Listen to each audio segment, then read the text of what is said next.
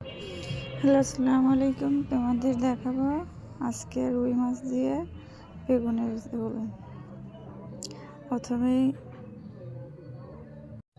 প্রথমেই দিয়ে নেব লবণ, মরিচ, হলুদের গুঁড়া দিয়ে মাছটা ভালোভাবে মেখে নেব।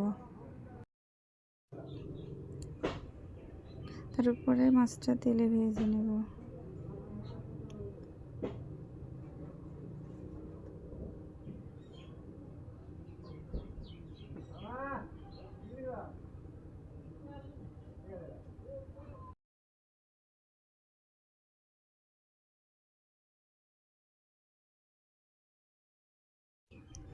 তারপরে বেগুনের পুর, পেঁয়াজ, রসুন, আদা, জিরা পেস্ট করাগুলো দিয়ে দিব।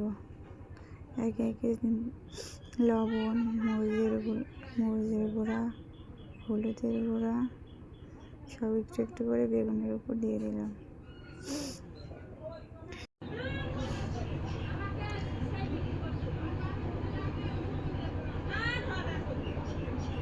সব কিছু দেওয়ার পর মাছটা ভাজা হয়ে গেল, এখন তুলে নিব।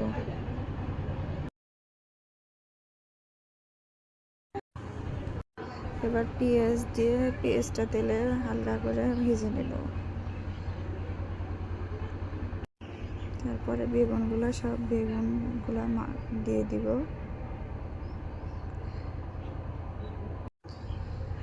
বেগুনগুলো দিয়ে একটু কষিয়ে নেব।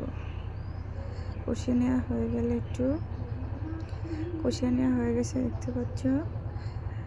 কষিয়ে নেওয়া হয়ে গেলে এখানে জল দিয়ে দিব। অল্প পরিমাণ পানি দিয়ে দিয়েছি, কষে সব বেগুন সিদ্ধ হয়ে গেছে। এবার মাছগুলো দিয়ে দিব।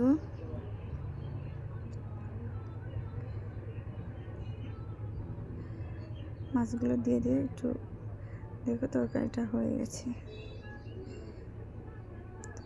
আজকের মতো ভিডিওটা এই পর্যন্ত। ভালো থাকো, সুস্থ থাকো। আল্লাহ।